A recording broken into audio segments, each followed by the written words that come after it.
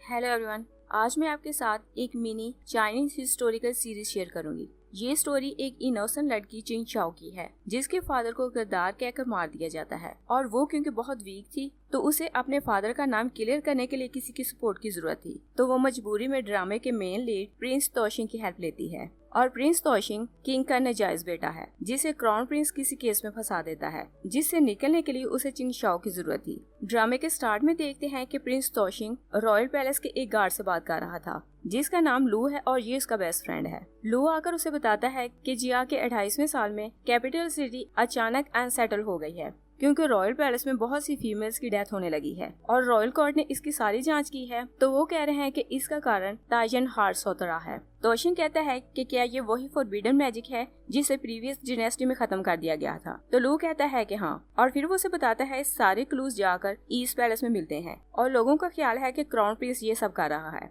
और कहता है कि अगर हम प्रिंस को रोक नहीं सके तो वर्ल्ड में फिर एक बार को हास आ जाएगा। तो तोशिंग कहता है कि इसका सिर्फ एक सोल्यूशन है कि हम चिंगशिंग की पावर को ढूंढे और सिर्फ उसकी हेल्प से हम ताइजन हार्सोतरा को खत्म कर सकते हैं। लू कहता है कि शैन फैमिली को 10 साल पहले स्लेव बनाने के लिए किसी और स्टेट भेज दिया गया था और ये स्पेल सिर्फ वही जानते थे और उनके साथ ही ये स्पेल डिसअपियर हो गया है। तो तोशिंग कहता है कि मेरे ख्याल में शैन फैमिली को पनिश करने के पीछे जनरल की गद्दारी नहीं बल्कि कोई और एजेंडा था। फिर हम 10 साल पहले का सीन देखते हैं। कोर्ट की तरफ से जनरल शैनसे के घर गार्ड्स आते हैं। तो कहते हैं कि जनरल जे जंग में गया तो उसने वहाँ सरेंडर कर दिया, मगर ये सब करने के लिए उसे किसी ने फोर्स नहीं किया। और ये सीन क्योंकि माफी के लायक नहीं, तो ऑर्डर दिया जाता है कि शैन फैमिली के सारे सर्वेंट को फ्रंटियर भेज दिया जाए और लेडीज को स्लेव बनाने के लिए भेज दिया गया है। एक सर्वेंट जो शैन फैमिली का लॉयल था कहता है कि शैन फैमिली हजारों सालों से रॉयल फैमिली के साथ सिंसियर है, तो हमारा जनरल ऐसा नहीं कर सकता। तो सोल्जर्स उसे मार देता है और कहता है कि जो कोई किंग के डिसीजन के अगेंस्ट जाएगा वो इसी तरह मारा जाएगा।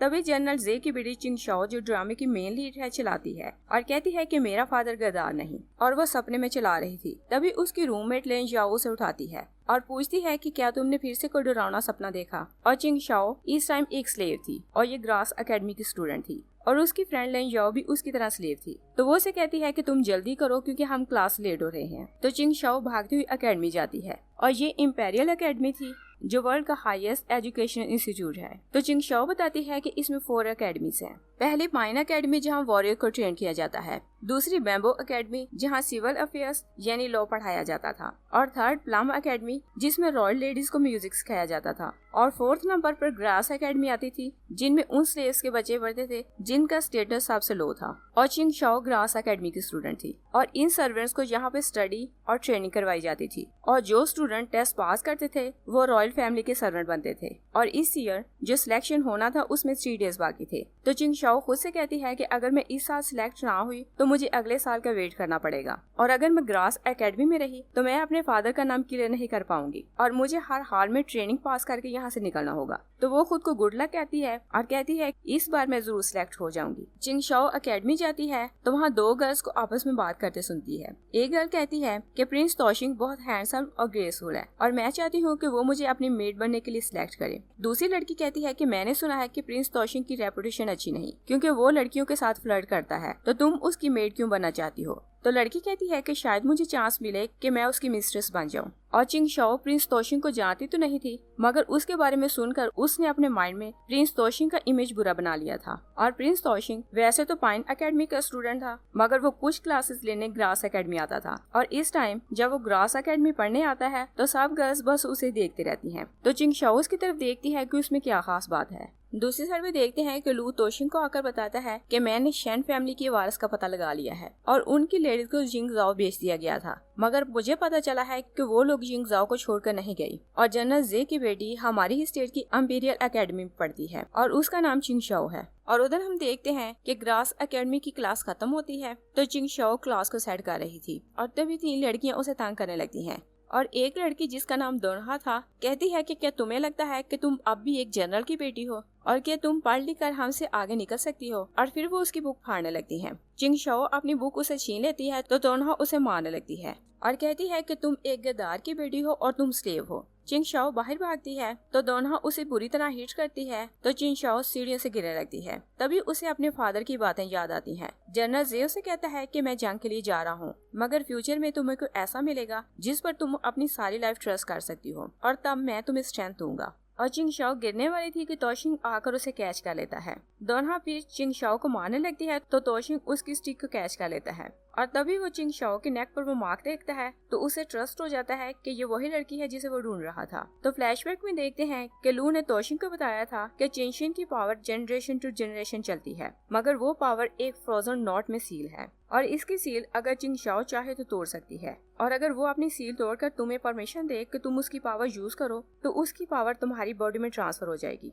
और चिंग शाओ लड़कियों की बातों को याद कर रही थी कि प्रिंस तोशिंग बहुत पावरफुल है, तो वो सोचती है कि अगर ये मेरी हेल्प करे तो मैं अपने फादर की डेथ का बदला भी ले सकती हूँ और उनका नाम भी क्लियर कर सकती हूँ। और फिर हम देखते हैं कि तोशिंग चिंग शाओ को नीचे खड़ा करता है तो सब गर्ल्स प्रिंस के सामने झुक जाती हैं और कहती हैं कि हमें क्षमा कर दें। तो तोशिंग सबको वहाँ से भेज देता है। चिंग शाओ उसका थैंक्स करती है और नीचे गिरी हुई अपनी बुक उठाने लगती है। तभी वो देखती है कि तोशिंग का हाथ घायल है तो वो उसे खींचती हुई डॉक्टर के पास ले जाती है और अपनी सुपरविजन में बहुत केयरफुली उसके हाथ पर बैंडेज करवाती है। तोशिंग उससे पूछते हैं कि क्या लड़कियां तुम्हें हर रोज ऐसे ही बुली करती हैं? तो चिंग शाओ कहती है कि मैं उसे फाइट करके उनका मुकाबला कर लेती हूँ। तो तोशिंग हंसने लगता है क्योंकि उसने देख लिया था कि वो खुद को डिफेंड कैसे करती है। डॉक्टर तोशिंग को एक मेडिसिन देता है तो वो मेडिसिन वो चिंग शाओ को दे देता है और कहता है कि तुम्हारा हाथ भी घायल है तो तुम इसे यूज कर लेना। चिंग शाओ से पूछती है कि तुमने मेरी हेल्प क्यों की। तो फ्लैशबैक में देखते हैं कि लू ने तोशिंग को बताया था कि अगर तुम चिंग शाओ का दिल जीत लो तो वो खुद अपनी पावर तुम्हें यूज करने देगी,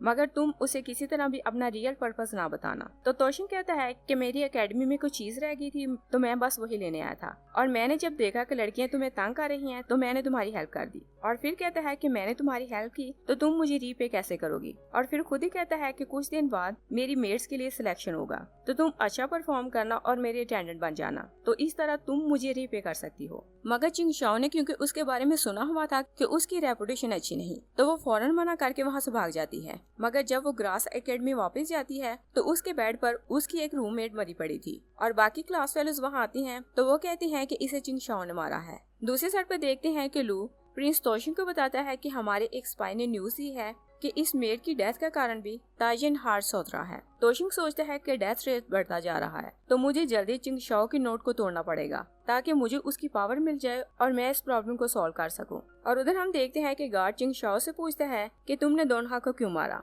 तो चिंग शाओ से कहती है कि जब मैं एकेडमी आई तो इसकी डेथ हो चुकी थी, मगर सारी गर्ल्स क्योंकि चिंग शाओ से जेलस थी तो वो कहती है कि दोनहा को इसी ने मारा है क्योंकि उसकी डेड बॉडी इसी के बेड पर है। और फिर कहती है कि मॉर्निंग में दोनहा की इसके साथ फाइट हुई थी तो शायद इसी कारण इसने उसे मारा है। तो चिंग शाओ कहती है कि दोनहा की डेथ आफ्टरनून में हुई और मैं उस टाइम प्रिंस तोशिंग के साथ डॉक्टर के पास गई थी। तो गार्ड कहता है कि वो प्रिंस है तो वो तुम्हारे साथ क्यों जाएगा, और वो बहुत सफाइयां देती है मगर उसकी बात नहीं सुनी जाती और गार्ड उसे ले जाने वाले थे तो तोशिंग वहाँ आता है और गार्ड से पूछता है कि क्या प्रॉब्लम है। तो गार्ड उसे सब कुछ बताते हैं। दोनहा की डेड बॉडी को देखता है तो कहता है कि इसकी डेथ दोपहर 2 बजे हुई और तब चिंग शाओ मेरे पास डॉक्टर के पास थी और अगर आप चाहें तो डॉक्टर से जाकर इस बारे में पूछ सकते हैं। तो गार्ड उसे सॉरी करता है कि मुझे मिस्टेक हुई। तो चिंग शाओ सोचती है कि जो कुछ मैंने बोला वही सब कुछ प्रिंस ने बोला मगर मेरी बात का किसी ने ट्रस्ट नहीं किया और ये अनफेयर है। नेक्स्ट सीन में क्राउन प्रिंस को देखते हैं, उसका फॉलोवर आकर उसे बताता है कि मैंने एक लड़की को ढूंढ लिया है जिस पर हम सारी मेड्स की डेथ का दोष डालेंगे।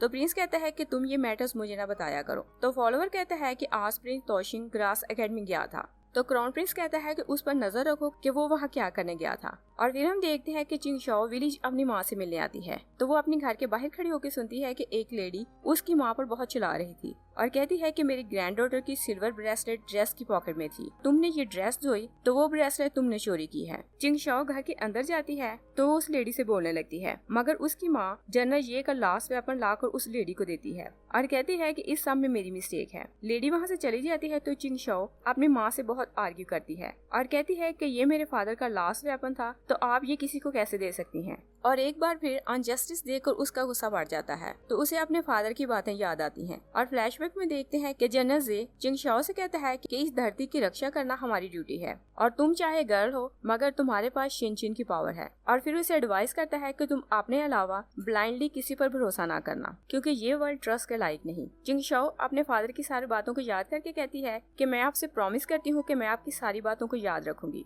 और फिर हम देखते हैं कि चिंग शाओ उन सब लोगों की लिस्ट निकालती है जो उसके फादर की डेथ में इन्वॉल्व थे और कहती है कि मैं एक एक से बदला लूंगी। और फिर वो सोचती है कि मैं किसकी हेल्प लूं तो मैं अपने फादर का नाम क्लियर कर सकती हूँ। और पहले वो तोशिंग की पिक्चर देखती है तो कहती है कि ये लड़कियों के साथ फ्लर्ट करता है तो ये मेरे काम नहीं आएगा। और खुद से कहती है कि मुझे कोशिश करनी होगी कि मुझे क्राउन प्रिंस अपनी मेड बनने के लिए सिलेक्ट करे और सिर्फ वो है जो मेरी हेल्प कर सकता है कि मैं अपने फादर का नाम क्लियर कर सकूं। नेक्स्ट सीन में देखते हैं कि सब स्लेव्स को ट्रेनिंग ग्राउंड में लाया जाता है और अनाउंस किया जाता है कि जो स्लेव अच्छा परफॉर्म करेगी वो क्राउन प्रिंस और उसके रेड रेस की मेयर्स बनने के लिए सिलेक्ट की जाएंगी। और सब गर्ल्स टेस्ट देती हैं तो उनमें नंबर 1 चिंग शाओ थी और तोशिंग उसकी परफॉर्मेंस देखता है तो उसे बहुत इम्प्रेस होता है। क्राउन प्रिंस बाहर आता है तो चिंग शाओ से कहता है कि कंपटीशन तुमने विन किया है। तभी तोशिंग वहाँ आता है तो क्राउन प्रिंस से कहता है कि ये मेरी मेड बनेगी और वो चिंग शाओ को उठाकर वहाँ से ले जाता है। तो क्राउन प्रिंस चिंग शाओ की बेस्ट फ्रेंड लिन याओ को अपनी मेड बनने के लिए सिलेक्ट कर लेता है। और उधर हम देखते हैं कि चिंग शाओ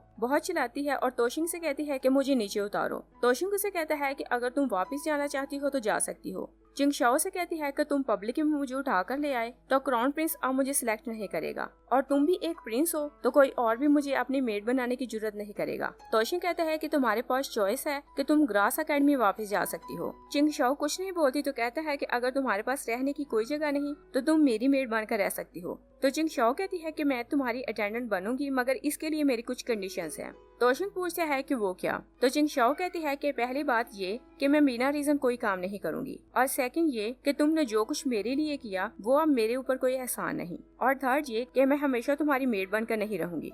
और तोशिंग को उसकी जरूरत थी तो वो मजबूरी में उसकी सारी कंडीशंस मान जाता है। और फिर हम देखते हैं कि लिन याओ रास्ते में चिंग शाओ से मिलती है तो उसे कहती है कि फाइनली तुम्हें अपना रूम मिल गया और फिर उसे कहती है कि प्रिंस तोशिंग तुम्हें बहुत फेवर करता है। तो चिंग शाओ से कहती है कि वो जानबूझकर मेरे लिए प्रॉब्लम क्रिएट करता है और वो सिर्फ मुझसे लड़ने के लिए बहाने ढूंढता है। तो लिन याओ कहती है कि प्रिंस तोशिंग ने तुम्हें क्राउन प्रिंस के अगेंस्ट जाकर सिलेक्ट किया और मुझे लगता है कि वो तुम्हें इंटरेस्टेड है। चिंग शाओ कहती है कि वो एक बुरा पर्सन है और बार बार मैंने ये उसे बता दिया है और मुझे लगता है कि इसी कारण उसे मुझे सिलेक्ट किया है कि मुझसे बदला ले। और फिर वो प्रेयर करने लगती है कि गॉड मुझे इस प्ले बॉय से बचा कर रखे। यही फर्स्ट एपिसोड फिनिश हो जाती है। Thanks for watching.